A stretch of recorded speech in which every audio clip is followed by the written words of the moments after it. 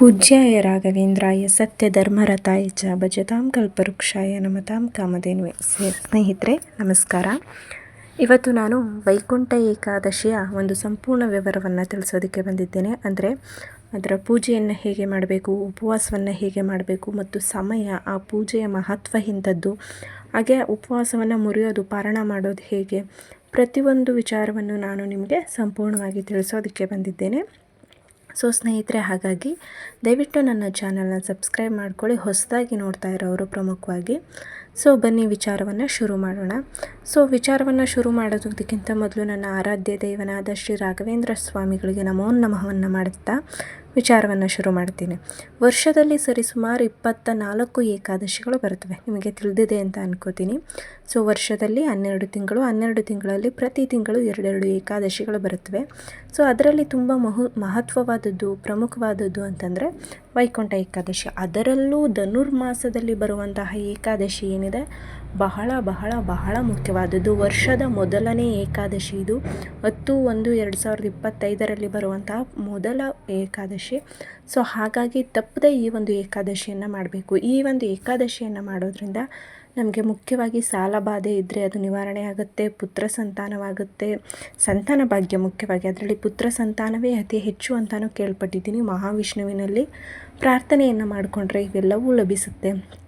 ಹಾಗೆ ನಾವು ನಮ್ಮ ಇಷ್ಟಾರ್ಥಗಳು ಏನಿರುತ್ತೆ ಅದೆಲ್ಲವೂ ಕೂಡ ನೆರವೇರುತ್ತೆ. ಹಾಗಾಗಿ ವೈಕುಂಠ ಏಕಾದಶಿಯನ್ನು ನಾವು ಮಾಡಬೇಕಾಗಿರುತ್ತೆ. ಸೊ ವೈಕುಂಠ ಏಕಾದಶಿಯನ್ನು ನಾವು ಹೇಗೆ ಮಾಡಬೇಕು? ತುಂಬ ಜನರಲ್ಲಿ ಇದು ಗೊಂದಲಗಳಿದೆ. ಏಕಾದಶಿ ಅಂದರೆ ಹೇಗೆ ಮಾಡಬೇಕು? ಸೊ 9ನೇ ತಾರೀಕು ಗುರುವಾರ ಇರೋದ್ರಿಂದ ಶ್ರೀ ರಾಘವೇಂದ್ರ ಸ್ವಾಮಿಗಳ ವಾರ ಗುರುವಾರ. ಸೊ ಈ ಗುರುವಾರ ಪ್ರತಿಯೊಬ್ಬರು ಕೂಡ ಭಗವಂತನಿಗೆ ಪೂಜೆ ಮಾಡಿರ್ತಾರೆ ಗುರುವಾರ. ಅದರಲ್ಲೂ ಪ್ರಮುಖವಾಗಿ ಧನುರ್ಮಾಸ ಅಂದಾಗ ಧನುರ್ಮಾಸದ ಪೂಜೆ ತುಂಬ ಗೃಹಿಣಿಯರು ಮಾಡ್ತಾ ಇದ್ದಾರೆ ಇವಾಗಲೇ. ಸೊ ಅದರಲ್ಲೂ ಈ ಗುರುವಾರ ಭಗವಂತನನ್ನು ಸ್ಮರಿಸಿ ನಾವು ನಮ್ಮ ಇಷ್ಟಾರ್ಥಗಳನ್ನು ಹೇಳ್ಕೊಂಡ್ರೆ ಆ ಭಗವಂತನ ಹತ್ರ ಇಷ್ಟಾರ್ಥವೆಲ್ಲ ನೆರವೇರುತ್ತೆ ಅನ್ನೋ ನಂಬಿಕೆ ನಮ್ಮ ಆಗಿನ ಕಾಲದಿಂದಲೂ ಬಂದಿದೆ. ಸೊ ಹಾಗಾಗಿ ನಾವೇನು ಮಾಡಬೇಕಂತಪ್ಪ ಅಂದರೆ ವೈಕುಂಠ ಏಕಾದಶಿಯನ್ನು ಮಾಡಬೇಕು. ಸೊ ನಮ್ಮ ಇಷ್ಟಾರ್ಥಗಳನ್ನು ನೆರವೇರೋದಕ್ಕೆ ಉಳಿದ ಎಲ್ಲ ಏಕಾದಶಿಗಳನ್ನು ಮಾಡೋದಕ್ಕಿಂತ ಈ ಏಕಾದಶಿ, ಈ ವರ್ಷದ ಮೊದಲ ಏಕಾದಶಿ ಹಾಗೂ ಧನುರ್ಮಾಸದ ಏಕಾದಶಿಯನ್ನು ಮಾಡೋದ್ರಿಂದ ನಾವು ಉಳಿದ 23 ಏಕಾದಶಿಗಳನ್ನು ಮಾಡಿದಷ್ಟು ಸಮಫಲವನ್ನು ಸಿಗುತ್ತೆ. ಅದಷ್ಟು ಮಾಡಿದ್ರೂ ಒಂದೇ ಈಕ್ವಲು, ಇದು ಒಂದನ್ನೇ ಮಾಡಿದ್ರೂ ಕೂಡ ಅದರ ಸಮವಾಗಿ ನಮಗೆ ಭಗವಂತ ಆಯುಷ್, ಆರೋಗ್ಯ, ನೆಮ್ಮದಿ, ನಮ್ಮ ಇಷ್ಟಾರ್ಥವನ್ನು ನೆರವೇರಿಸ್ತಾನೆ ಅಂತ ಪುರಾಣ ಕಥೆಗಳಲ್ಲೂ ಇದೆ. ಸೊ ವೈಕುಂಠ ಏಕಾದಶಿಯನ್ನು ಹೇಗೆ ಮಾಡಬೇಕು? ಹಾಗಾದರೆ ತುಂಬ ಗೊಂದಲಗಳಿರುತ್ತೆ. ಸೊ ಫಸ್ಟಿಗೆ ಬಂದು ನಾವು ಗುರುವಾರ ಏನಿರುತ್ತೆ, ಆ ಗುರುವಾರ ಸಂಜೆ ನಾವು ಊಟ ಮಾಡೋ ಹಾಗಿಲ್ಲ. ಅದರಲ್ಲೂ ಅನ್ನವನ್ನು ನೋಡಿ, ಸಮಯವನ್ನು ನಾನು ತಿಳಿಸಿದ್ದೇನೆ ನಿಮಗೆ, ಎಷ್ಟು ಸಮಯ ಇದೆ, ಎಷ್ಟು ಗಂಟೆಗೆ ನಾವು ವೈಕುಂಠ ಏಕಾದಶಿಯನ್ನು ಮಾಡಬೇಕು ಅಂತ. ಸೊ ಜಾನ್ವರಿ 9ನೇ ತಾರೀಕು ನಾವು ಗುರುವಾರ ಯಾವುದೇ ರೀತಿಯ ಊಟವನ್ನು ಮಾಡೋ ಹಾಗಿಲ್ಲ, ರಾತ್ರಿ. ಸೊ ರಾತ್ರಿ ಊಟವನ್ನು ಮಾಡುವ ಹಾಗಿಲ್ಲ. ಹಾಗೆ ಸಂಕಲ್ಪವನ್ನು ಮಾಡ್ಕೋಬೇಕು. ನಮ್ಮ ಇಷ್ಟಾರ್ಥ ಏನಿದೆ ಸಣ್ಣ ಪುಟ್ಟದ್ದನ್ನು ಬಿಟ್ಟು ಬಲವಾದ ಸಂಕಲ್ಪವನ್ನು ಮಾಡ್ಕೊಳ್ಳಿ, ಭಗವಂತನ ಹತ್ರ ಕೇಳ್ಕೊಳ್ಳಿ. ಮಾಡಿಕೊಂಡು ಜಾನ್ವರಿ 9 12:22 ಏಕಾದಶಿ ಶುರುವಾಗುತ್ತೆ. ಮತ್ತು ಜಾನ್ವರಿ 10:19 ಬೆಳಿಗ್ಗೆಗೆ ಮುಗಿದೋಗುತ್ತೆ. ಸೊ ಈ ಸಮಯದಲ್ಲಿ ನಾವು ಹೇಗೆ ಅಂದರೆ ಗುರುವಾರನೇ ನಾವು ಶುರು ಮಾಡಬೇಕಾ ಏಕಾದಶಿನ ಅಂತ ಕೇಳ್ತಾರೆ. ಇಲ್ಲ, ಗುರುವಾರ ಸಂಜೆ ನಾವು ಏಕಾದಶಿಯನ್ನು ಶುರು ಮಾಡಬೇಕು. ಅಂದರೆ ಉಪವಾಸನ ಅವತ್ತೇ ಶುರು ಮಾಡಿ ಫಲಹಾರವನ್ನು ತಿನ್ನಬೇಕು. ಲಘು ಉಪಹಾರ ಅಂದರೆ ಹಣ್ಣು, ಹಂಪಲು, ಮೈದಾ ಹಿಟ್ಟಿನಿಂದ ಮಾಡುವುದು ಸೇವನೆ ಮಾಡಬೇಕು. ಸೊ ಇದಾದ ನಂತರ ಬೆಳಗಿನ ಜಾವ ಅಂದರೆ 10ನೇ ತಾರೀಕು ಬೆಳಗಿನ ಜಾವ ಏಕಾದಶಿ ಇರೋದ್ರಿಂದ ಬೆಳಗಿನ ಜಾವ ಬ್ರಾಹ್ಮಿ ಮುಹೂರ್ತದಲ್ಲಿ ನಾವು ಪೂಜೆಯನ್ನು ಶುರು ಮಾಡಬೇಕು. ಸೂರ್ಯೋದಯಕ್ಕೂ ಮುನ್ನ ಅಂದರೆ 5 ಗಂಟೆಗೆಲ್ಲ ಮನೆ ಒರೆಸಿ ಗಂಜಲ ಅಥವಾ ಉಪ್ಪನ್ನು ಹಾಕಿ, ಕಲ್ಲುಪ್ಪನ್ನು ಹಾಕಿ ಮನೆ ಒರೆಸಿ ಸಂಪೂರ್ಣವಾಗಿ ಸ್ನಾನ ಮಾಡಿಕೊಂಡು ಭಗವಂತನ ಹತ್ರ ನಾವು ಒಂದು ಸಂಕಲ್ಪವನ್ನು, ಇಷ್ಟಾರ್ಥವನ್ನು ಮಾಡಿಕೊಂಡು, ಭಗವಂತ ನೀನು ಕಾಪಾಡಪ್ಪ, ನೀನಿದೆಯಾ, ನಾನು ನಿನ್ನ ಮಗು ಅಂತ ನಮ್ಮ ಏನು ಪ್ರಾರ್ಥನೆ ಏನಿರುತ್ತೆ ಅದನ್ನು ಭಗವಂತನ ಹತ್ರ ಮುಟ್ಟಿಸ್ಬೇಕು. ಸೊ ಮುಟ್ಟಿಸುವ ವಿಧಾನಗಳು ಹೇಗೆ? ಸಾಧ್ಯವಾದರೆ ತುಪ್ಪದ ದೀಪವನ್ನು ಹಚ್ಚಿ, ನಿಮ್ಮ ಅನುಸಾರ, ನಿಮ್ಮ ಅಗತ್ಯ ಅನುಸಾರ. ಇಲ್ಲ ನಮಗೆ ತುಪ್ಪದ ದೀಪ ಹಚ್ಚೋದಕ್ಕಾಗಲ್ಲ ಭಗವಂತನಿಗೆ ಅಂದರೆ ಪರವಾಗಿಲ್ಲ, ಎಣ್ಣೆಯನ್ನು ಮೀಸಲಿರುವಂಥ ಎಣ್ಣೆ ಅಂದರೆ ಭಗವಂತನಿಗೆ ಅಂತ ಎತ್ತಿಟ್ಟಿರುವಂಥ ಎಣ್ಣೆ, ಮಡಿ ಮೈಲಿಗೆ ಅಂತ ಹೇಳ್ತಾರೆ ದೇವರಿಗೆ. ಸೊ ಆ ಥರ ಮಡಿ ಇರುವಂತಹ ಎಣ್ಣೆಯಿಂದ ಭಗವಂತನಿಗೆ ಎಣ್ಣೆ ದೀಪವನ್ನು ಹಚ್ಚಿ. ಹಾಗೆ ಪ್ರಸಾದಕ್ಕೆ ನೈವೇದ್ಯಕ್ಕೆ ಏನಿಡಬೇಕು, ಅನ್ನದಿಂದ ಮಾಡಿದ ಯಾವುದೇ ಪ್ರಸಾದವನ್ನು ಭಗವಂತನಿಗೆ ಏಕಾದಶಿ ದಿನ ಇಡಬಾರ್ದು. ಹಾಗೂ ನಾರಾಯಣನ ದೇವಸ್ಥಾನಗಳಲ್ಲಿ ಕೂಡ ಅನ್ನದಿಂದ ಮಾಡಿರುವಂತಹ ಪ್ರಸಾದಗಳನ್ನು ಯಾವುದೇ ಕಾರಣಕ್ಕೂ ಕೊಡುವುದಿಲ್ಲ. ಹಾಗಾಗಿ ನೀವು ಪಂಚಾಮೃತ ಅಥವಾ ಭಗವಂತನಿಗೆ ತುಂಬ ಪ್ರಿಯವಾದದ್ದು ಹೆಸರುಬೇಳೆ, ನಾರಾಯಣನಿಗೆ. ಸೊ ಹೆಸರುಬೇಳೆ ಪಾಯಸವನ್ನು ಮಾಡಿ ಇಟ್ಟರೆ ಉತ್ತಮವಾಗಿರುತ್ತೆ. ಸೊ ಹಾಗಾಗಿ ಅದಷ್ಟನ್ನು ಮಾಡಿ ಒಂದು ತುಳಸಿಯನ್ನು ಇಟ್ಟು ವಿಷ್ಣುವಿಗೆ ಮೊದಲೇ ತುಳಸಿ ಪ್ರಿಯ, ಮಹಾಲಕ್ಷ್ಮಿ ತುಳಸಿ ಪ್ರಿಯ ಅಂತ ಕರೀತಾರೆ. ಸೊ ಹಾಗಾಗಿ ಭಗವಂತನಿಗೆ ನಾವು ಒಂದು ತುಳಸಿಯನ್ನು ಇಟ್ಟು ನಾವು ಎಷ್ಟೇ ಆಡಂಬರ ವೈಡೂರ್ಯದಿಂದ ಮಾಡಿದರೂ ಕೂಡ ಆ ತುಳಸಿಯನ್ನು ಇಟ್ಟರೆ ಸಾಕ್ಷಾತ್ ಭಗವಂತನೇ ನಮ್ಮ ಒಂದು ಕೃಪಾ ಕಟಾಕ್ಷಕ್ಕೆ ಇದು ಮಾಡ್ತಾನೆ ಅಂತ ಹೇಳ್ತಾರೆ. ಹಾಗಾಗಿ ನಾವು ಎಷ್ಟೇ ಪೂಜೆ ಪುನಸ್ಕಾರ ಮಾಡಿದರೂ ಕೂಡ ಪಕ್ಕದಲ್ಲಿ ಒಂದು ತುಳಸಿ ಎಲೆನ ಇಟ್ಟು ನೋಡಿ, ಭಗವಂತನಿಗೆ ನಾವು ಮಾಡಿರುವಂತಹ ಪೂಜೆ ಪುನಸ್ಕಾರಗಳು ಬೇಗ ಹೋಗಿ ತಲುಪುತ್ತೆ. ಸೊ ಇದಿಷ್ಟನ್ನು ಮಾಡಿ ನಾವು ಭಗವಂತನ ಹತ್ರ ಸಂಕಲ್ಪ ಮಾಡಿ 6 ಗಂಟೆಗೂ ಮೊದಲು ಪೂಜೆಯನ್ನು ಮಾಡಿಬಿಡಬೇಕು. ಸೊ ಪೂಜೆ ಮಾಡುವಾಗ ಒಂದು ಮಂತ್ರವನ್ನು ಹೇಳಬೇಕು. ಆ ಮಂತ್ರ ಏನು ಅಂತ ನಾನು ವಿಡಿಯೋನ ಮಧ್ಯದಲ್ಲಿ ಮುಂದೆ ತೋರಿಸ್ಕೊಡ್ತೀನಿ. ಸೊ ಆ ಮಂತ್ರವನ್ನು 3 ಸಾರಿ, 5 ಸಾರಿ, 101 ಸಾರಿ, ನಮ್ಮ ಶಕ್ತಿ ಅನುಸಾರ 1000 ಸಾರಿನೂ ಹೇಳ್ಬೋದು, 1001 ಸಾರಿನೂ, ನಮ್ಮ ಸಮಯ ಎಷ್ಟಿದೆ ಹಾಗೆ ನಮ್ಮ ಶಕ್ತಿ ಅನುಸಾರ ಎಷ್ಟಿದೆ ಹಾಗೆ 3 ಸಾರಿ ಆದರೂ ಖಂಡಿತವಾಗ್ಲೂ ಹೇಳಲೇಬೇಕು. ಓಕೆನಾ? ಆ ಮಂತ್ರವನ್ನು ಪಠಿಸ್ತಾ ಭಗವಂತನಿಗೆ ಪೂಜೆಯನ್ನು ಮಾಡಿ 6 ಗಂಟೆ ಒಳಗೆ ಪೂಜೆಯನ್ನು ಮುಗಿಸ್ಬೇಕು. ತುಳಸಿ ಕಟ್ಟೆ ಇದ್ದರೆ ತುಳಸಿ ಕಟ್ಟೆಗೆ ಪೂಜೆ ಮಾಡಿ, ದೇವ್ರ ಫೋಟೋಗೆ ಪೂಜೆ ಮಾಡಬೇಕು ಅನ್ನುವಂಥದ್ದೇನಿಲ್ಲ. ತುಳಸಿ ಕಟ್ಟೆಗೆ ನಾರಾಯಣನನ್ನು ನಮಸ್ಕರಿಸ್ತಾ ತುಳಸಿ ಕಟ್ಟೆಗೆ ಪೂಜೆ ಮಾಡಬಹುದು.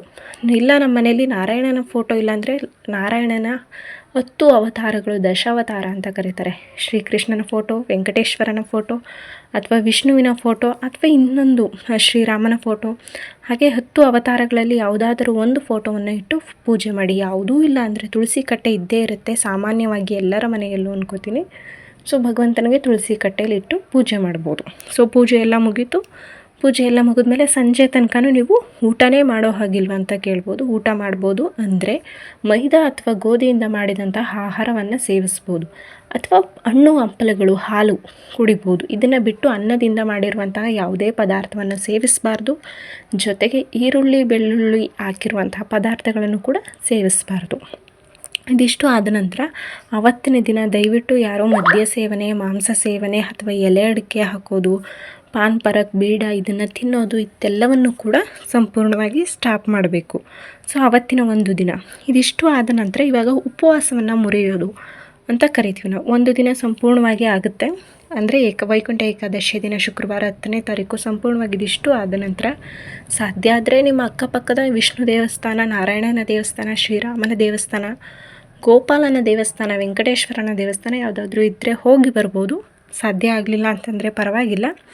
ಇದಿಷ್ಟು ಆದ ನಂತರ ನಾವು ಬೆಳಗಿನ ಜಾವ 6 ಗಂಟೆಯಿಂದ 6:30ಯಿಂದ 8:30 ಒಳಗಡೆ ನಮ್ಮ ಉಪವಾಸವನ್ನು ಮುರಿಬೇಕು. ಉಪವಾಸವನ್ನು ಹೇಗೆ ಮುರಿಬೇಕು ಅಂದರೆ ವೈಕುಂಠ ಏಕಾದಶಿ 10ನೇ ತಾರೀಕು ಇರುತ್ತೆ, 11ನೇ ತಾರೀಕು ದ್ವಾದಶಿ ಇರುತ್ತೆ. ದ್ವಾದಶಿಯ ದಿನ ನಾವು ಉಪವಾಸವನ್ನು ಮುರಿಬೇಕು. ಸೊ ಉಪವಾಸವನ್ನು ಹೇಗೆ ಮುರಿಬೇಕು? ಯಥಾಸ್ಥಿತಿ ನಾವು 10ನೇ ತಾರೀಕು ಏನೇನು ಮಾಡಿದ್ವಿ ಅದನ್ನೆಲ್ಲ ಸ್ವಚ್ಛ ಮಾಡಿ ದೇವ್ರ ಮನೇಲಿ ಬೆಳಗ್ಗೆ ಎದ್ದು ಸ್ನಾನ ಮಾಡಿ ಭಗವಂತನಿಗೆ ಹೆಸರುಬೇಳೆ ಅನ್ನವನ್ನು ಮಾಡಿ ಇಡಬೇಕು. ಹೆಸರುಬೇಳೆ ಪಾಯಸ ಮಾಡಿರ್ತೀರ 10ನೇ ತಾರೀಕು, 11ನೇ ತಾರೀಕು ಹೆಸರುಬೇಳೆ ಅನ್ನವನ್ನು ಮಾಡಬೇಕು. ಸಿಹಿ ಪೊಂಗಲ್ ಅಥವಾ ಖಾರ ಪೊಂಗಲ್ ಯಾವುದಾದ್ರೂ ಸರಿನೇ ಮಾಡಿ ಭಗವಂತನಿಗೆ ಅರ್ಪಿಸಿ ತುಪ್ಪದ ದೀಪವನ್ನು ಹಚ್ಚಿಟ್ಟು ಹಾಗೆ ತುಳಸಿ ಎಲೆಯನ್ನು ಇಟ್ಟು ಭಗವಂತನಿಗೆ, ಭಗವಂತ ನಾನು ಮಾಡಿದ ಈ ಸಂಕಲ್ಪವನ್ನು ನೀನು ನೆರವೇರಿಸು ತಂದೆ ಅಂತ ಭಗವಂತನ ಹತ್ರ ಕೇಳಿಕೊಂಡು ಅದಾದ ನಂತರ ನಾವು ಆ ಅನ್ನವನ್ನು, ಆ ಪ್ರಸಾದ ನೈವೇದ್ಯ ಏನಿಟ್ಟಿರ್ತೀವಿ ಅದನ್ನು ಒಂದು ಬಾಳೆ ಎಲೆಯಲ್ಲಿ ಹಾಕಿ, ಬಾಳೆ ಎಲೆಯಲ್ಲೇ ಊಟ ಮಾಡಬೇಕು ನಾವು. ಭಗವಂತನ ಹೆಸರು ಹೇಳಿ ಆ 8:30 ಒಳಗಡೆ, ಬೆಳಗಿನ ಜಾವ 6:30 ಮೇಲೆ ಮತ್ತು 8:30 ಒಳಗಡೆ ನಾವು ಭಗವಂತನ ಸ್ಮರಿಸುತ್ತಾ ಊಟವನ್ನು ಮಾಡಬೇಕು. ಇಲ್ಲಿಗೆ ನಮಗೆ ಆ ಏಕಾದಶಿಯ ಫಲ ಸಿಗುತ್ತೆ. ಹಾಗೂ ಏಕಾದಶಿಯ ಆ ಉಪವಾಸವೂ ಕೂಡ ಮುರಿಯುತ್ತೆ. ಪಾರಣ ಮಾಡೋದು ಏಕಾದಶಿ ಉಪವಾಸವನ್ನು ಮುರಿಯೋದನ್ನು ಪಾರಣ ಮಾಡೋದು ಅಂತಲೂ ಕರೀತಾರೆ. ಸೊ ಇದಿಷ್ಟು ಕೂಡ ಏಕಾದಶಿಯ ಮಹತ್ವವಾದಂಥ ವಿಚಾರಗಳು. ಸೊ ಇದಿಷ್ಟು ಆದ ನಂತರ ಏಕಾದಶಿ ದಿನ ನೀವು ಈ ಕೆಲವೊಂದು ವಿಚಾರಗಳನ್ನು, ಅಂದರೆ ಕೆಲವೊಂದು ವಸ್ತುಗಳನ್ನು ಮನೆಗೆ ತಗೊಂಡು ಬಂದರೆ ತುಂಬಾ ಒಳ್ಳೆಯದು. ಯಾವ ವಸ್ತುಗಳು? ಹಸಿರು ತರಕಾರಿಗಳು, ಹಸಿರು ಸೊಪ್ಪು ಸಾಧ್ಯ ಆದರೆ. ಅದರಲ್ಲಿ ಬುಧಗ್ರಹ ಇರುತ್ತೆ. ಬುಧಗ್ರಹ ಇರೋದ್ರಿಂದ ಮನೆಗೆ ತಂದರೆ ಸಾಕ್ಷಾತ್ ಮಹಾಲಕ್ಷ್ಮಿ ಕೃಪಾ ಕಟಾಕ್ಷ ನಮ್ಮ ಮೇಲೆ ಬೀಳುತ್ತೆ ಅನ್ನೋ ಒಂದು ನಂಬಿಕೆ ಇದೆ. ಅದು ನಿಜವೂ ಕೂಡ ಹೌದು. ಹಸಿರು ಸೊಪ್ಪು ಅಂದರೆ ಒಂದಷ್ಟು ತರಬೇಕಾ ಅನ್ಬೇಕಾಗಿಲ್ಲ. ಹಾಗೆ ಈ ಮಂತ್ರವನ್ನು ನಾವು ಪಠಿಸಬೇಕು. ಯಾವಾಗ ಪೂಜೆ ಮಾಡುವಂಥ ಸಂದರ್ಭದಲ್ಲಿ ಪಠಿಸ್ತಾ ನಾವು ಹೇಳಬೇಕು. ಸೊ ಹಸಿರು ತರಕಾರಿಗಳನ್ನು ತರಬೇಕು. ಹಸಿರು ತರಕಾರಿಗಳು ಅಂದರೆ ಏನಪ್ಪ ಅದು, ಸೊಪ್ಪು ಅಂದರೆ ಸಬ್ಬಕ್ಕಿ ಸೊಪ್ಪಿರ್ಬೋದು, ಕರಿಬೇವಿನ ಸೊಪ್ಪಿರ್ಬೋದು, ಕೊತ್ತಂಬರಿ ಸೊಪ್ಪಿರ್ಬೋದು, ನಮ್ಮ ಹಳ್ಳಿ ಕಡೆ ಸಿಗುವಂಥ ಯಾವುದೇ ತರಹದ ಸೊಪ್ಪುಗಳನ್ನು ನಾವು ಮನೆಗೆ ತಂದು ಪೂಜೆ ಮಾಡಬೇಕು. ಅಂದರೆ ನಾರ್ಮಲಾಗಿ ಅಡುಗೆಗೆ ಬಳಸಬೇಕು. ಅಕ್ಕಿ ಹಿಟ್ಟು ಒಂದು 1/4 kg ಅಷ್ಟು ಅಕ್ಕಿ ಹಿಟ್ಟು ತೊಗೊಂಡು ಬನ್ನಿ. ಸಾಧ್ಯವಾದರೆ ಒಂದು ಕುಂಬಳಕಾಯಿ ತೊಗೊಂಡು ಬನ್ನಿ. ಬೂದುಗುಂಬಳ ಎಲ್ಲ ಬೇರೆ ಥರ ಕುಂಬಳ ಬರುತ್ತಲ್ಲ, ಆ ಕುಂಬಳಕಾಯಿ. ಇದಿಷ್ಟು ಪದಾರ್ಥಗಳನ್ನು ನಾವು ವೈಕುಂಠ ಏಕಾದಶಿ ದಿನ ತಂದರೆ ಸಾಕ್ಷಾತ್ ಮಹಾಲಕ್ಷ್ಮಿನೇ ನಮ್ಮ ಮನೆಗೆ ಬಂದಳು ಅನ್ನೋ ಒಂದು ನಂಬಿಕೆ ಇದೆ. ಸೊ ಇದಿಷ್ಟು ಕೂಡ ಸಂಪೂರ್ಣವಾದ ಒಂದು ಮಾಹಿತಿ ಕೂಡ ಆಗಿರುತ್ತೆ. ಇನ್ನೂ ಹೆಚ್ಚಿನ ಮಾಹಿತಿ ಬೇಕು ಅಥವಾ ಇನ್ನೂ ಹೆಚ್ಚಿನ ಅನುಷ್ಠಾನಗಳನ್ನು ನಾವು ಮಾಡಬೇಕು ಭಗವಂತನಿಗೆ ಅಂತ ಅಂದರೆ ತಪ್ಪದೆ ನನ್ನ ಚಾನಲ್ನ ಕಮೆಂಟ್ ಮಾಡಿ ಚಾನಲ್ಗೆ. ಹಾಗೆ ಸಬ್ಸ್ಕ್ರೈಬ್ ಮಾಡ್ಕೊಳ್ಳೋದನ್ನು ಕೂಡ ಮರಿಬೇಡಿ. ಸೊ ಈ ವಿಡಿಯೋ ಎಲ್ಲರಿಗೂ ಇಷ್ಟ ಆಗಿದೆ ಅನ್ಕೋತೀನಿ. ಹಾಗೆ ಈ ಮಂತ್ರ ಏನಿದೆ ನಾನು ಇಲ್ಲಿ ಕೊಟ್ಟಿದ್ದೀನಲ್ಲ ಮಂತ್ರ, ಅದಕ್ಕೋಸ್ಕರನೇ ನಾನು ಈ ಮಂತ್ರನ ಸ್ವಲ್ಪ ಲೆಂತಿಯಾಗಿ ಇಟ್ಟಿರೋದು. ಸ್ಕ್ರೀನ್ಶಾಟ್ ಹೊಡ್ಕೊಳ್ಳಿ ಅನ್ನೋ ಕಾರಣಕ್ಕೆ ಈ ಮಂತ್ರವನ್ನು ಪೂಜೆ ಮಾಡುವಾಗ ನಾವು ಹೇಳಬೇಕು. ಸೊ ಈ ಮಾಹಿತಿ ಇಷ್ಟ ಆಗಿದೆ ಅನ್ಕೋತೀನಿ. ಇಷ್ಟ ಆಗಿದ್ರೆ ತಪ್ಪದೆ ಲೈಕ್ ಮಾಡಿ, ಹಾಗೆ ಶೇರ್ ಮಾಡಿ, ಕಮೆಂಟ್ ಮಾಡಿ. Thank you so much. ಮುಂದೆ ಸಿಗೋಣ. Thank you.